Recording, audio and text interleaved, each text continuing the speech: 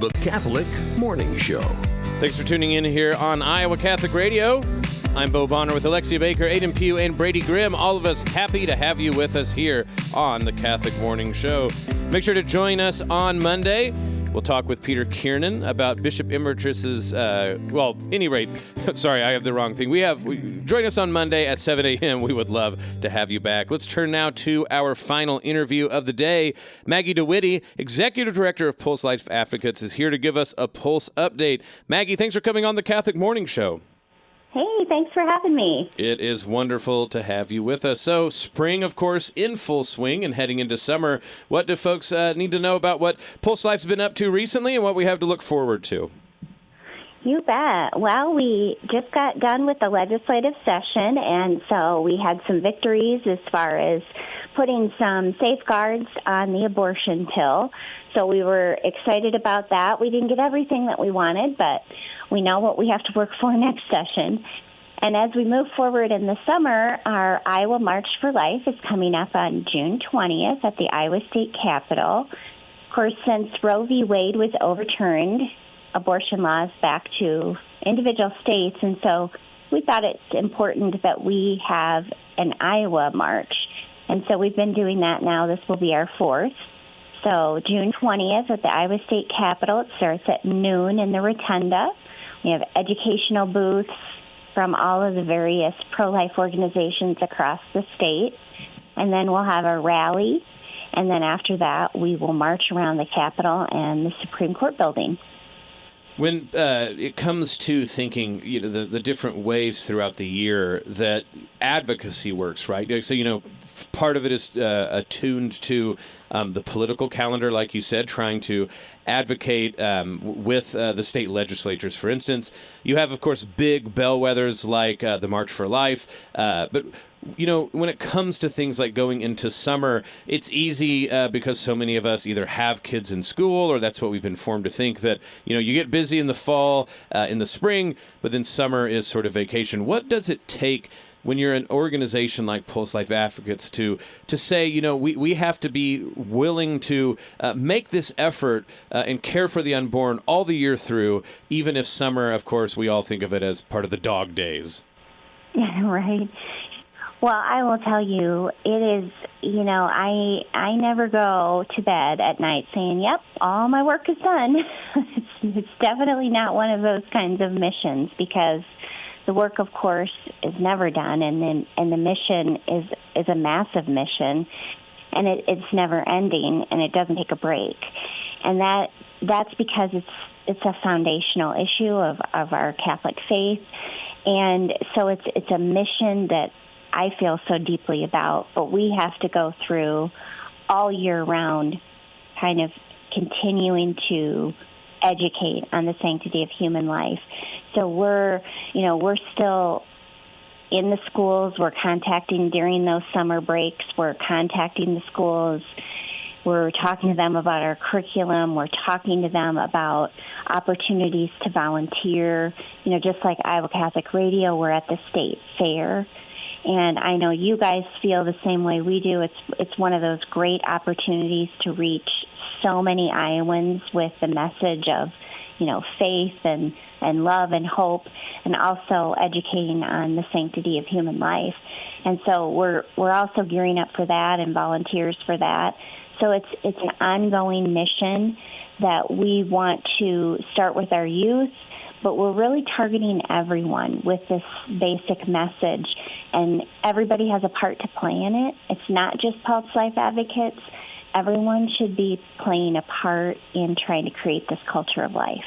Well, when it comes to, feedback that you get, or when you hear from people who have engaged the ministry and the output that Pulse Life has done, what have you been hearing there since over the last few years? Of course, monumental nationwide, of course, overturning of Roe versus Wade, but then, as you've pointed out, navigating the new world of mail order abortion pills.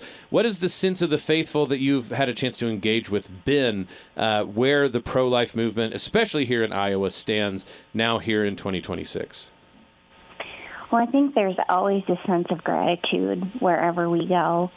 people thanking us sincerely for standing up, because I do feel like if we didn't have organizations like Pulse Life Advocates, I think we'd be a lot worse off than we are. And in so many ways, we've made such great strides, as you've mentioned, with some of our laws, but then they've found new ways, always, to kind of destroy life. And so we have to be vigilant all of the time. The tactics of the devil are real, and it is spiritual. And we know that the devil's after our families and after destroying our families. And so that's something that we're always aware of. So we're very steeped in prayer when we're going into these battles. But most of all, I think anytime I've been at a booth or an educational event or in anything that we've had, people say, thank you for standing up. And it also encourages them to stand up, because, again, that's what we're about, is trying to equip people, because we can't do it all, but we need everybody else to help too. And so we're here to equip. We're here to educate. We're here to give you the tools so that you can create this culture of life in your family, in your schools, in your communities, in your churches, and ultimately throughout the whole state of Iowa. Well, then conversely, when it comes to educating and advocating in the face of, like you said, resistance, people who don't agree, or, when it comes to things like the legislature, where even if you might have people who, regardless of how they feel personally, maybe they're motivated by what they think their constituents want. How has the game changed, as it were, now with everything that has happened in the last 5 years, where you see your education and advocacy efforts precisely towards people who might not already be in the pro-life camp? Mm-hmm.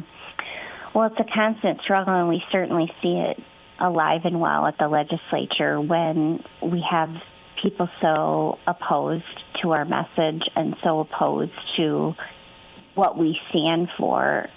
To me, that gives me more resolve that we need to continue to find different ways to reach people. It's always, though, regardless, it's always reaching people with truth and love.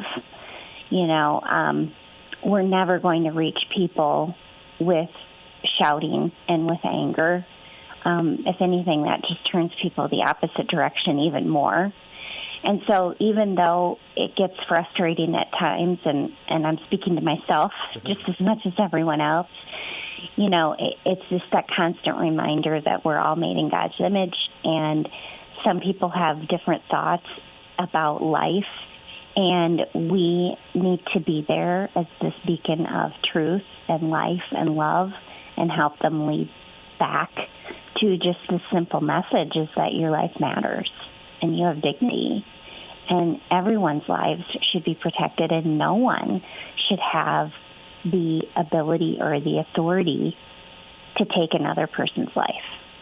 And that's really what it gets back to. Absolutely. And as we're winding up here, let's return one more time to the two big upcoming events, but then any others that you want to share. So the Iowa March for Life, that will be June 20th. And then a far way off, but something to start considering now, is November 21st, the annual Christmas Gala with Jim Caviezel. Anything more you want to say about that, or any other things that people should be on the lookout for as spring turns to summer? Yeah. Well, obviously, look us up at the state fair, and if you want to volunteer, we're looking for volunteers. In October, we'll have a number of different things for Respect Life Month, and we'll go into our 40 Days for Life campaign in the fall. But yes, we're very excited about our fundraising gala in November with Jim Caviezel. Of course, Jim Caviezel is the star he played Jesus in The Passion of the Christ.